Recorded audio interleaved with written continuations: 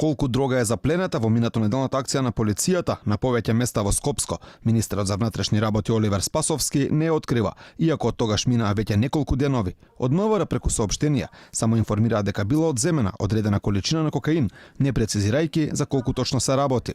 Значи, ние дадовме соопштение во однос на целосна акција, тие што требаше да бидат приведени, уапсени се приведени и уапсени.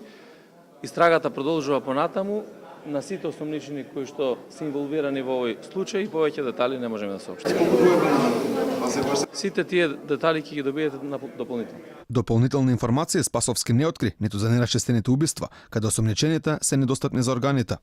Ви кажав јас и за сите тие случаи за кои што се водат истрагите, сигурно дека кога ќе се утврдат факти и докази ќе се објави на јавноста и на кој начин завршиле тие истраги. И пред 2 месеци министерот запрашан докаде се истите истраги, кажа дека тие не биле градење зграда. Водењето на истрагите ќе завршат во оној момент кој ќе завршат сите действија.